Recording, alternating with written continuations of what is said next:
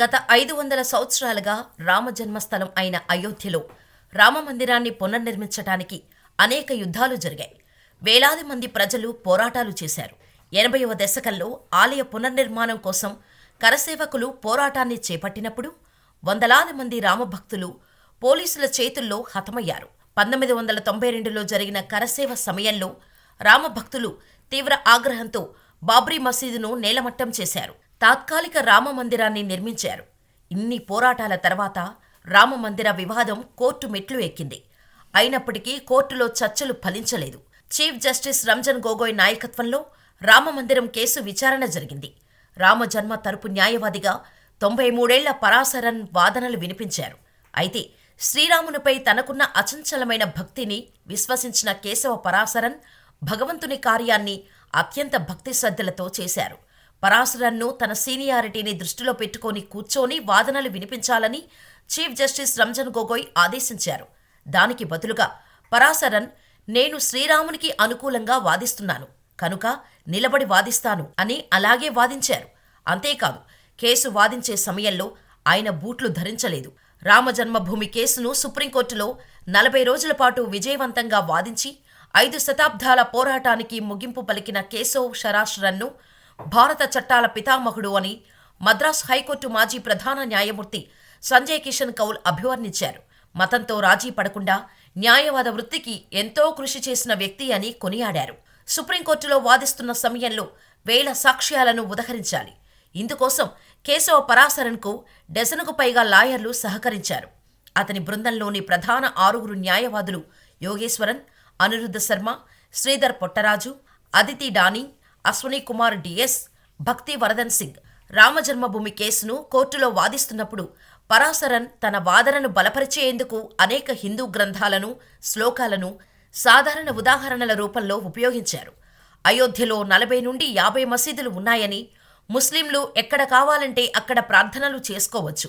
అయితే హిందువులకు ఆ ప్రాంతం రాముడు జన్మించిన ప్రదేశం, మరే ఇతర ప్రదేశంలో రామజన్మభూమిగా పూజించలేమని గట్టిగా వాదించారు. కోర్టులో రామమందిరం గురించి వాదిస్తున్నప్పుడు ఆయన ఎప్పుడూ సహనం కోల్పోలేదు. ప్రత్యర్థి న్యాయవాదిపై ఏనాడూ అసహనం వ్యక్తం చేయలేదు.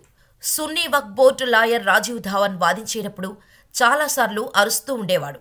పరాశరన్ తన చివరి వాదనను సమర్పించిన తర్వాత కోర్టు హాలు నుండి బయటకు వచ్చి రాజీవ్ ధావన్ బయటకు వచ్చే వరకు వేచి ఉండి అతనితో ఫోటో దిగి అతనికి శుభాకాంక్షలు తెలిపారు.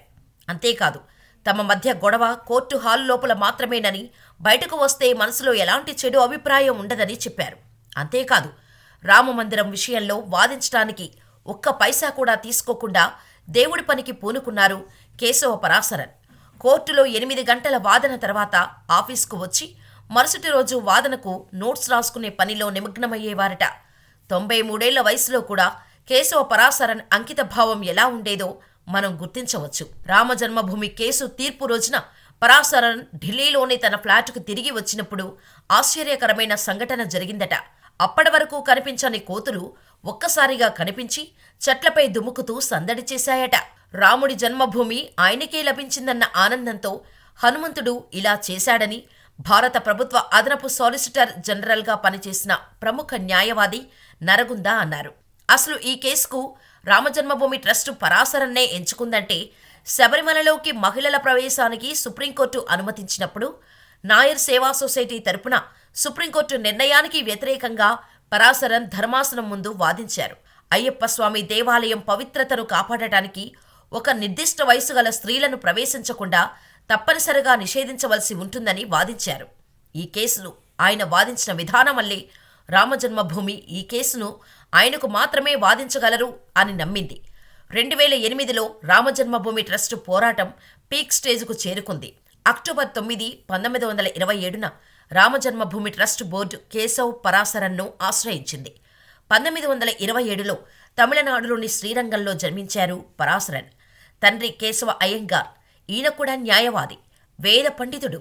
పరాశరన్ 3 కుమారులు మోహన్, సతీష్, బాలాజీ.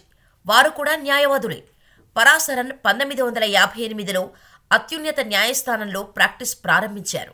అంతేకాదు, ఎమర్జెన్సీ సమయంలో అతను తమిళనాడు అడ్వకేట్ జనరల్గా 1980లో సాలిసిటర్ జనరల్ ఆఫ్ ఇండియాగా నియమించబడ్డారు. 1983 నుంచి 1989 వరకు భారతదేశ అటార్నీ జనరల్గా పనిచేశాడు. 2003లో వాజ్పేయి నుంచి పద్మభూషణ్, 2011లో మన్మోహన్ సింగ్ నుంచి పద్మవిభూషణ్ అవార్డులు అందుకున్నాడు. యూపీఏ ప్రభుత్వం 2012లో ఆయనను రాజ్యసభకు నామినేట్ చేసింది. అయినప్పటికీ తాను రాజకీయేతర వ్యక్తిని అని పరాశరన్ చెప్పారు. ఎప్పుడూ రాజకీయ కార్యకలాపాల్లో పాల్గొనలేదు. రాజకీయాలకు అతీతంగా ఉండాలనుకున్నట్టు చెప్పారు. మోడీ ప్రభుత్వ హయాంలో ఎన్డీఏసీ చట్టానికి రాజ్యసభలో గట్టి మద్దతు లభించింది. తన రాజ్యసభ పదవీ కాలంలో పార్టీలకు అతీతంగా ఉంటూ తన స్టాండుకు కట్టుబడి ఉన్నట్టు చెబుతారు కేశవ్. రామజన్మభూమి, శబరిమల కేసుల్లో హాజరయ్యేందుకు రిటైర్మెంట్ తీసుకున్న తాను మళ్లీ నల్లకోటు ధరించానని చెప్పటం సరికాదు. తనను ఈ విషయంలో వాదించటానికి దేవుడు ఎంపిక చేసినట్టు, అంతా దేవుడి చిత్తమని తను నమ్ముతున్నానని కేశవ పరాశరన్ చెబుతారు.